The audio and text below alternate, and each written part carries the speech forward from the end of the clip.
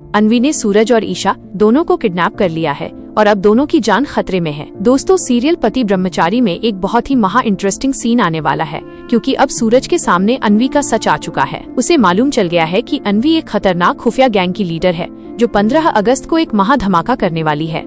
सूरज ने ईशा को सब कुछ बता दिया रहता है, लेकिन ईशा को अभी यह मालूम नहीं है कि अनवी 15 अगस्त को क्या करने वाली है। सूरज ईशा के पास आता है और कहता है, ईशा जी, ये मामला बहुत ही खतरनाक है। अनवी को रंगे हाथ पकड़ने के लिए और ये जानने के लिए कि वो 15 अगस्त को क्या करने वाली है, हम दोनों को साथ में काम करना होगा। तभी हम अनवी की सच्चाई सामने ला सकते हैं और उसे रंगे हाथ पकड़ सकते हैं। लेकिन दोस्तों, ईशा इस बात पर शुरू में तैयार नहीं होती है। वो कहती है, सूरज, तुम एक दादा भाई हो और मैं एक IPS ऑफिसर हूँ। हम दोनों एक साथ काम नहीं कर सकते हैं। अनवी को पकड़ना है तो मैं खुद अपनी टीम के साथ चली जाऊंगी, लेकिन मैं तुम्हारे साथ नहीं जा सकती। मुझे चुभता है तुम्हारा ये कपड़ा। तुम दादा भाई हो। सूरज कहता है, इस समय आप भूल जाइए कि मैं दादा भाई हूँ। हमें अनवी को पकड़ना है तो हम दोनों को एक साथ ही रहना होगा। अगर आपको एतराज है तो अब आप IPS वाली वर्दी मत पहनिएगा। हम दोनों साथ में चलेंगे और अनवी की सच्चाई जानेंगे। हमारे आदमियों ने उसका पता भी लगा लिया है कि वो कहाँ पर रह रही है और कहाँ उसका पूरा गैंग है। इधर दोस्तों,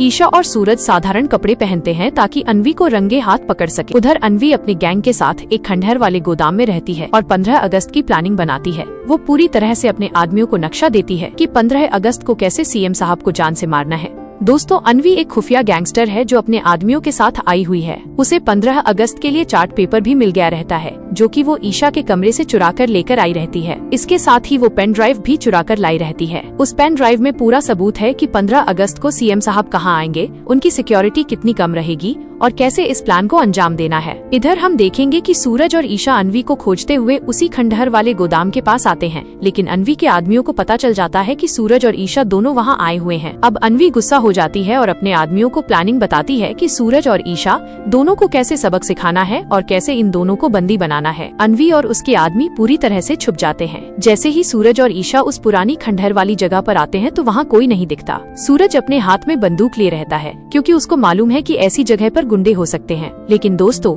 जैसे ही सूरज और ईशा आगे बढ़ते हैं, अनवी के आदमी एक बड़ा सा जाल बिछाते हैं और इन दोनों को फंसा देते हैं। अनवी के आदमी सूरज और ईशा दोनों को किडनैप कर लेते हैं और एक कुर्सी पर बैठाकर रस्सी से बांध देते हैं। अब सूरज और ईशा पूरी तरह से अनवी के जाल में फंस चुके हैं। अब अनवी और उसके आदमी सूरज और ईशा के पास आते हैं और खूब हंसते हुए उनका मजाक उड़ाते हैं। अनवी कहती है, सूरज दादा भाई, आप होंगे अपने इंदौर शहर के दादा भाई, लेकिन हमसे 2 कदम पीछे हैं। मेरे प्लान के बीच आप दोनों आएंगे तो आप दोनों को भी मैं जान से मार सकती हूँ। लेकिन गुस्से में सूरज कहता है, अनवी, तुम ऐसा कुछ भी नहीं कर सकती हो। 15 अगस्त को तुम क्या करना चाहती हो? तुम सच बता दो, वरना मुझसे बुरा कोई नहीं होगा। अब अनवी भी कहती है, तुम क्या कर सकते हो और ये तुम्हारी पत्नी क्या कर सकती है?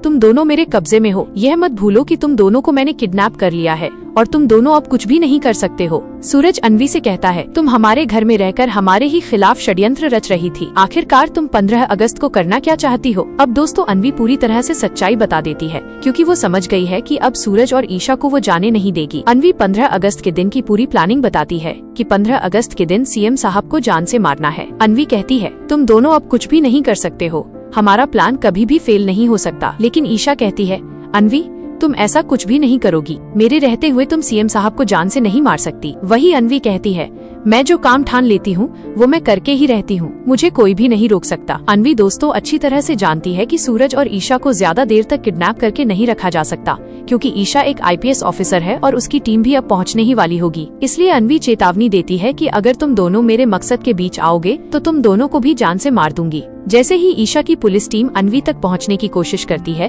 अनवी अपने आदमियों के साथ वहां से भाग जाती है। पुलिस आकर ईशा और सूरज दोनों को रस्सी से खोलती है। सूरज और ईशा दोनों को सच्चाई मालूम चल जाती है कि अनवी 15 अगस्त को CM साहब को जान से मारने वाली है। अब कैसे अनवी की प्लानिंग फेल की जाए और अनवी को कैसे अरेस्ट किया जाए? ईशा तुरंत ही पुलिस स्टेशन जाती है, अनवी का चेहरा दिखाती है और कहती है, इस लड़की पर नजर रखनी है। ये लड़की एक खुफिया गैंगस्टर है जो कि 15 अगस्त को CM साहब को मारने वाली है। हाँ दोस्तों, अब आने वाले अपकमिंग एपिसोड में देखना ये है कि सूरज और ईशा कैसे दोनों मिलकर अन्वी की प्लानिंग को फेल करते हैं और 15 अगस्त के दिन सीएम साहब को बचाते हैं। दोस्तों, कहानी एक बहुत ही इंटरेस्टिंग मोड़ पर आ गई है, क्योंकि अब सूरज और ईशा दोनों मिलकर अन्वी का सामना करने वाले हैं। वही अन्वी जो सूरज के घर रहकर एक सीधी साधी लड़की बनकर रहती थी। दूसरी तरफ ताइमा काफी सदमे में रहती है कि वो लड़की इतनी बड़ी खुफिया गैंगस्टर कैसे हो सकती है। उसको देखकर तो ऐसा नहीं लगता था। अब ताइमा काफी रोती हुई नजर आएंगी कि वो लड़की मुझे पहले दिन से ही खटक रही थी।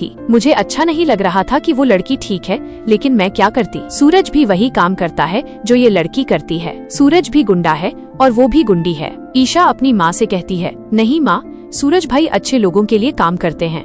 वो दादा भाई बने हैं, लेकिन उन्होंने कोई अपराध नहीं किया है। बीते 1 साल में हम सबने उनका सपोर्ट किया है, लेकिन उन्होंने ऐसे मासूम लोगों को कभी नहीं मारा है। ऐसा कभी नहीं हो सकता।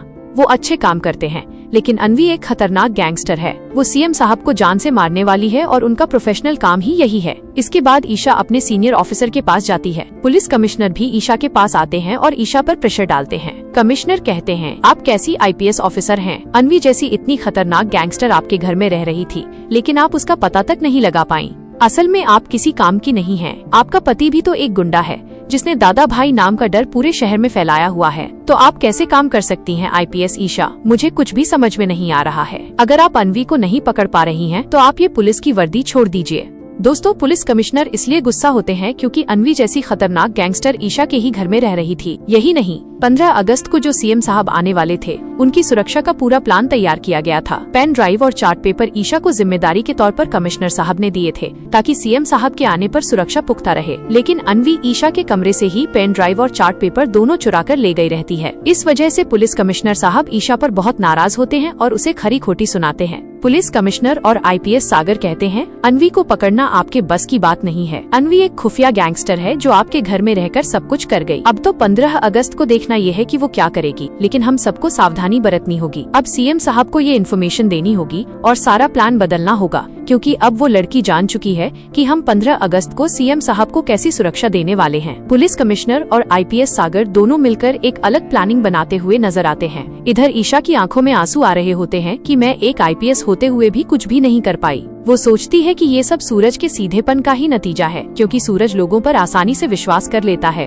और अन्वी जैसी क्रिमिनल लड़की को अपने घर ले आया। लेकिन देखा जाए तो उस समय सूरज की भी कोई गलती नहीं थी, क्योंकि सिचुएशन ही ऐसी थी। अन्वी और उसके आदमियों ने ऐसी प्लानिंग बनाई थी कि सूरज फंस गया था और अन्वी को एक बेचारी लड़की समझकर अपने घर में सहारा दिया था। उसे क्या मालूम था कि अन्वी गैंगस्टर निकलेगी और 15 अगस्त को इतना बड़ा कांड करने वाली है। सूरज ईशा के पास आता है और कहता है, ईशा जी, अब क्या करना है? 15 अगस्त के दिन अन्वी को कांड करने से कैसे रोकना है? ईशा की आंखों में आंसू होते हैं और वो कहती है, सूरज, मुझे तुम्हारी हेल्प नहीं चाहिए, मैं खुद ये कर सकती हूँ। मैं एक आईपीएस ऑफिसर हूँ। लेकिन सूरज कहता है, ईशा जी, आपको क्या हो गया है? अभी तो हम दोनों एक साथ गए थे अन्वी को पकड़ने के लिए। लेकिन ईशा कहती है, सूरज, मैं तुमसे बार बार कह रही हूँ कि हम दोनों एक साथ काम नहीं कर सकते। तुम ये वर्दी देख रहे हो ना? मैं एक आईपीएस ऑफिसर हूँ और तुम इस दादा भाई के कपड़े में एक गुंडे बने हुए हो।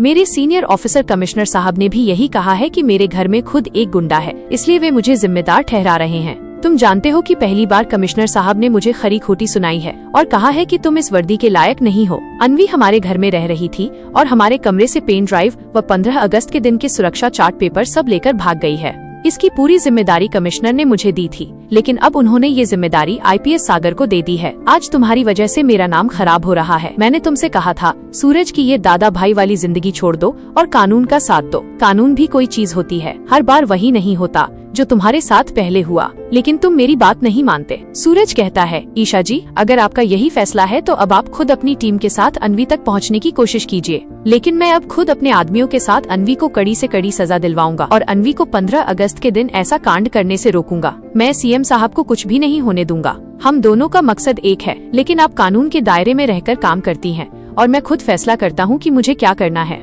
हाँ दोस्तों, सूरज और ईशा फिर से अलग होकर अन्वी को पकड़ने और 15 अगस्त के दिन सीएम साहब को बचाने के लिए अपने अपने तरीके से काम करने वाले हैं। इधर अन्वी ने भी पूरी तरह से अपने आदमियों को समझा दिया है कि 15 अगस्त के दिन कैसे काम करना है। लेकिन अन्वी अच्छी तरह से जानती है कि ईशा और सूरज दोनों उस पर नजर रख रहे हैं और दोनों मिलकर जरूर कोई बड़ी प्लानिंग बना रहे होंगे। अब दोस्तों, देखना ये है कि कैसे 15 अगस्त के दिन सूरज और ईशा अन्वी की प्लानिंग को फेल करेंगे और उसे कड़ी से कड़ी सजा दिलवाएंगे। दोस्तों, आपको सूरज और ईशा की जोड़ी कैसी लगती है? कमेंट में अपनी राय जरूर दें।